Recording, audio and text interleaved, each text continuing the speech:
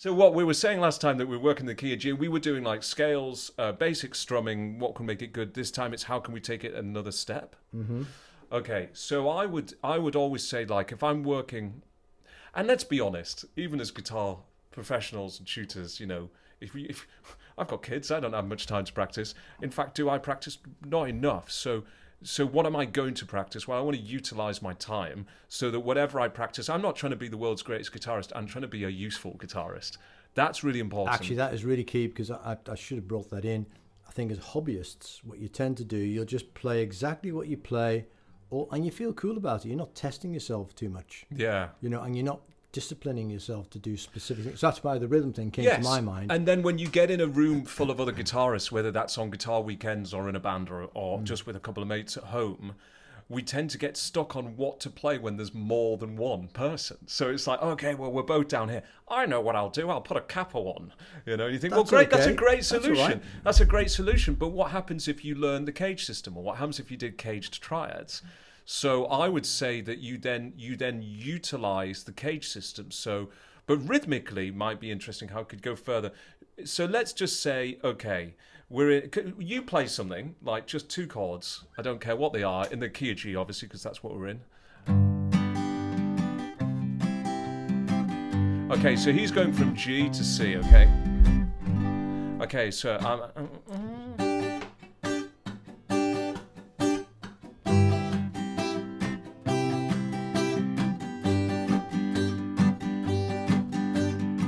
So we got our feel slightly wrong there, because I was doing a reggae kind of thing over the top, and then you came. But that's the thing, you've got to adapt at that moment, haven't you? So I could have not stopped and just kept it going, but I thought I'll have to change to get it. So I think the other thing where people go wrong, only because this has just come up, is when they play, they need to have somebody who's leading it and counting it in.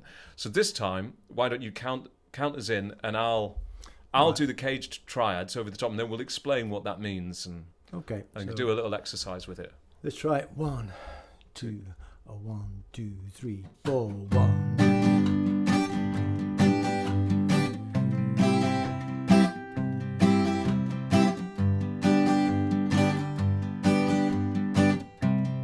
Now I'm going to change what I'm doing, so not do the stops.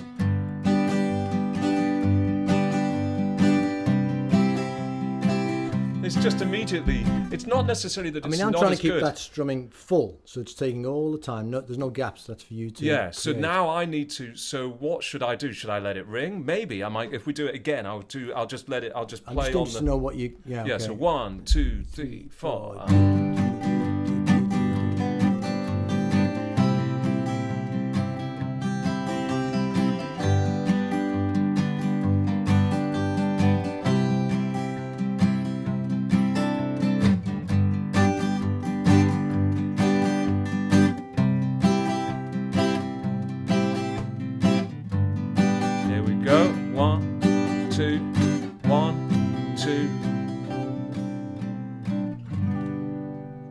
I mean, that sounds like an exercise book, doesn't it? It does. but that's perfect. So the key was you were filling out a lot. So what was going through your mind? You heard me with a very full strumming action.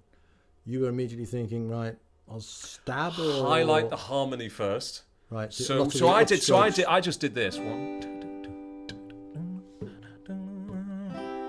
2, 3.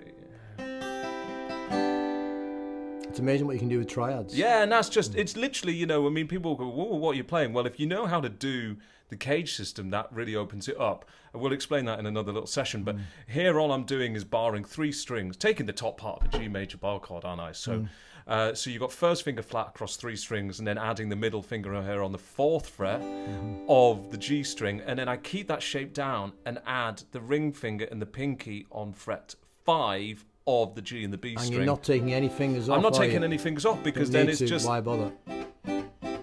But it's how you get that. I mean, my thumb now is all the way round here, so I'm in a good position to get fretting and clean notes. But so I was just coming up with a part that I thought, well, there's an intro, right? So, but then I wanted to develop the intro to stabs. But the thing was, I'm doing rests. So I'm going 1, 2, 3, 4.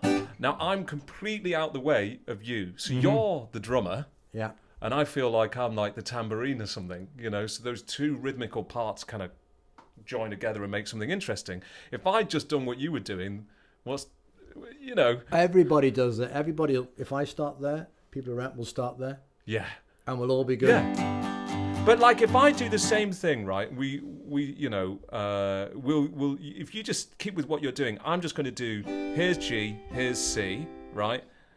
Here's G, here's C, and we'll different colours. yeah. So we'll just show the different colours, but I'll just do the stabs at the moment, and then that for me would indicate a verse 1, verse 2. Okay. So we're making a very, very simple arrangement for a song, writing something on the spot, but then you're in the studio. I don't need to do something complicated. In fact, most of the time I've tried to do stuff that's complicated. We've got rid of it.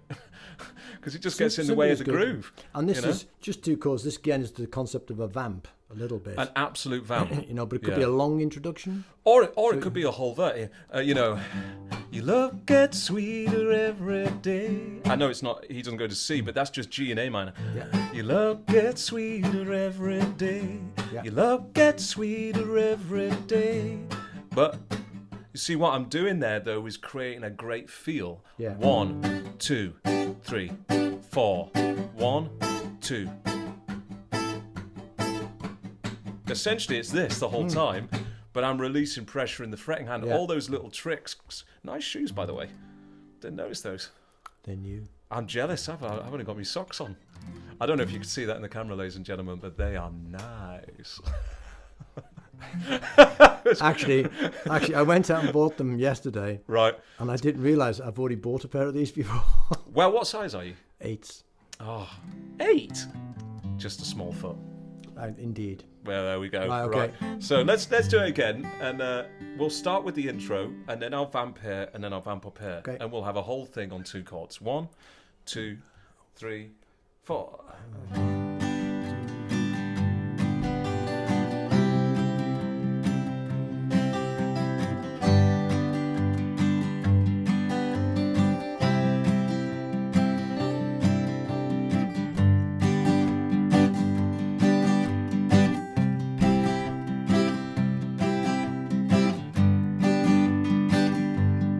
Now imagine the vocal comes in here, right?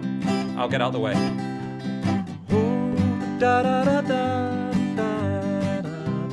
So it's nice and high, Yeah. tinkling.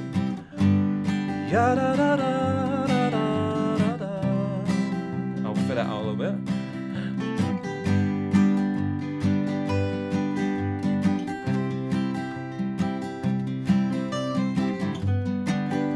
Come down.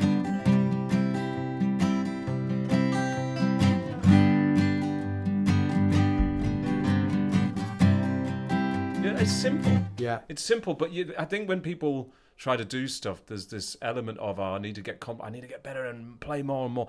I think you should just get really good at the simple stuff and knowing that it fits. It's keeping time, and it's the root upper part of the chord. Yeah, this kind of. Because I was definitely focusing then on trying to make sure I'm doing this rather than.